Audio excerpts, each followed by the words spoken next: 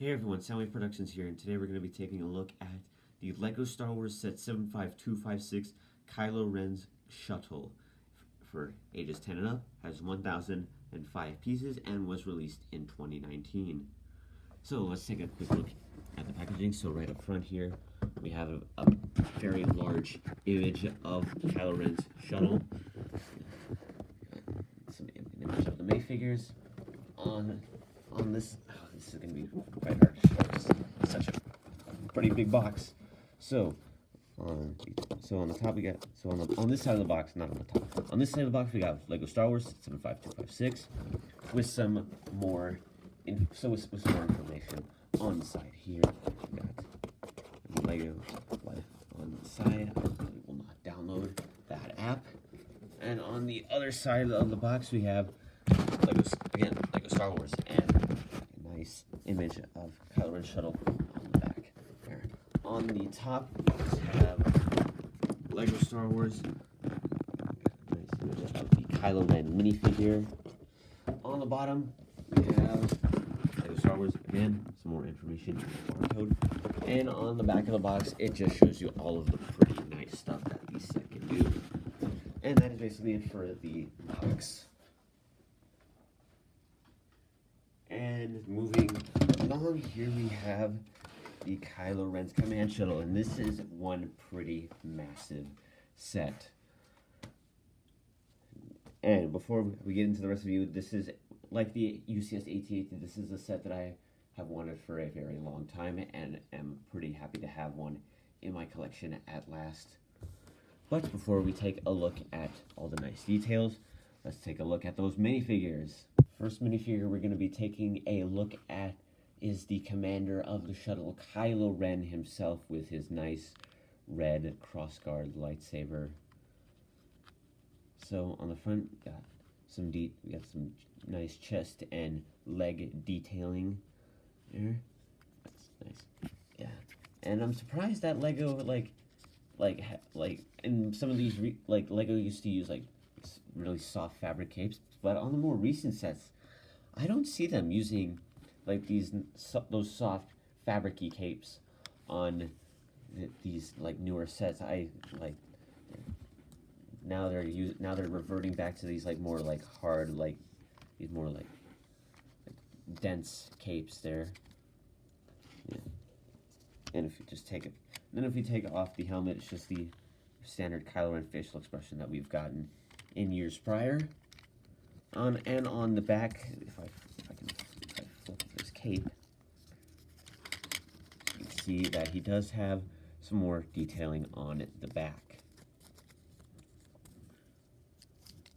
So now let's move. So that was pretty much it for Kylo Ren. Now let's move on to the next minifigure that we're going to be taking a look at. Next minifigure we're going to be taking a look at is one of the Knights of Ren, and you get two of them in this set, and I gotta say they look pretty awesome. I love this helmet mold is just so unique. I've never seen anything like it. We got thermal detonator and some pretty weird looking stick that I guess he just beats his enemies with. Silver belt buckle there, and a very interesting robe pattern. Almost looks like stars. On the back, just got some pretty basic robe detailing. And unfortunately, take the helmet off, it's just a standard black head piece. I think this set would have really benefited if this helmet piece had just been dual molded and have like some kind of facial expression underneath there. So now let's take a look at the other Knight of Ren that you get in this set. So this is the other Knight of Ren that you get in the set. Pretty nice, like creepy aesthetic here. It almost looks like the Grim Reaper. Yeah. And again, with Kylo Ren just using that looks like sort of like more dense cape design. Nice metallic detailing all down the front of the figure. Got some weird looking axe here, and we got a new hood piece. Now for about the past like few or so years, I've been using like the old hood piece where it has like all this like plastic on the bottom. But now I've upgraded, so I probably might use this for a like set for like a custom build in the future. And this head just has just a metallic head with some printing on it. Now this Knights of Ren minifigure, I see no problems with. It was just that other one that I think really could have benefited from a dual molded helmet. So now let us move on to the next minifigure that you get in the set, which is probably the main reason that I got this set in the first place. So the next minifigure you get in Kylo Ren Shuttle is the Sith Trooper, and oh my goodness, does this look spectacular. I have no idea why LEGO has not been making any more of these, because they just look awesome.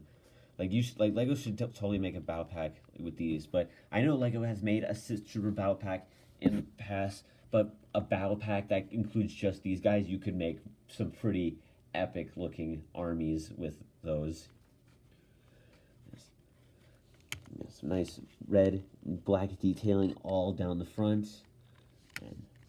and uses one of the blasters, which mainly came from the LEGO movie, with a red lightsaber hilt on there. And if you take the helmet off, it's just a standard clone face. And on the back, got some standard Stormtrooper detailing on the back. Yeah, and I know you do get a Stormtrooper in the set, but it's basically the same as all other First Order Stormtroopers that we've gotten, so I'm just going to skip that one and go right to the final minifigure that we're going to be taking a look at. The sixth and final minifigure that we're going to be taking a look at is Allegiant General Pride, and not much is really known about this guy. All we really know is that he served Palpatine in the days of the Old Republic and maybe the Empire. I'm not sure, because like his only like real hint of dialogue is, "As I served you in the Old War, I serve you now." So not much is really known about this guy other than he has worked with Palpatine in years prior. Does have some nice metallic detailing for his, I think these are robes or some kind of suit. I'm not sure. This whole like minifigure is just a big mystery. Using the same like Tarkin like hairpiece that we've gotten for Grand Moff Tarkin. Yeah, which I don't think this hairpiece really like fits the character like from the films. I think like he could have like benefited from like some different and maybe like much darker gray hairpiece. On the back, we just have a very angry facial expression. So that is it for all the minifigures. Now let us take a look at the Kylo Ren's shuttle itself. So moving along, here we have the shuttle itself, and I gotta say this looks 10 times better than the one we got back during the Force Awakens line of sets. Instead of it being all gray, it's all black like it was in the Force Awakens, Last Jedi, and the Rise of Skywalker movie.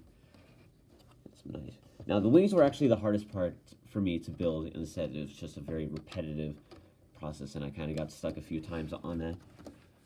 Got some nice orange detailing for the thrusters here, and as you will notice, one of the thrusters can move, and I will show you what that does later. And on the back we have two actuators.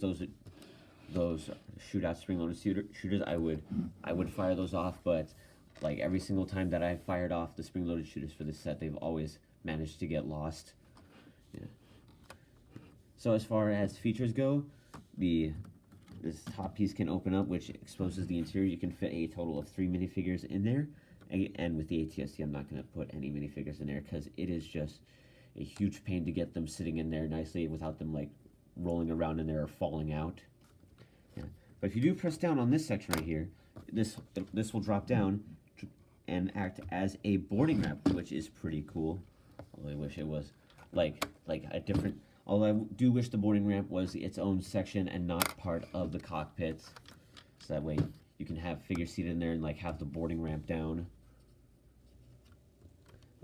And the improved visor immediately stands out for me because the original, for those of you who might own the original set, you remember that the original like windscreen build for this, like it kind of just stood out, like it was kind of like sort of like it was just like a massive like eyesore. Didn't really blend in as well as it should have, because like as you see in the movies, the windscreen kind of blends in with the rest of the shuttle's design. And on the top, we got some like greebling details. I like the asymmetry with this ship, because like as you can see, on one side there's lights, and the other side there's like a great like grill piece. So I kind of like how they went for like an asymmetrical design. That's just really awesome. So there's so many really awesome parts about the set. Yeah, but it's not without its flaws. For instance, sometimes like when you would try to crank these up, like they kind of get stuck.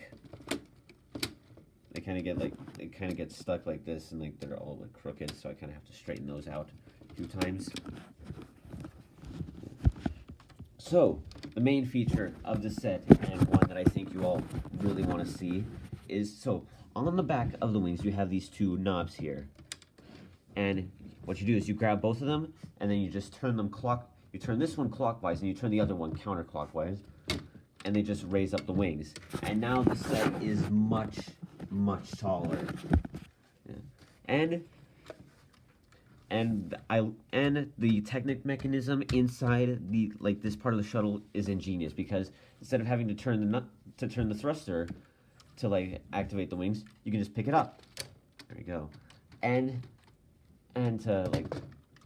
to set it back down, you can just turn the thruster, and it just sets down like that. So overall, this is a very nice Lego set. I would totally recommend this to any fan of the Star Wars sequel trilogy. It's just like a must-have for any like Lego Star Wars collector, in my opinion. So that was the Kylo Ren's Command Shuttle set, and I will see you in the next video, where I will be showing you how to build my Nerf rival Kronos speed loader mechanism.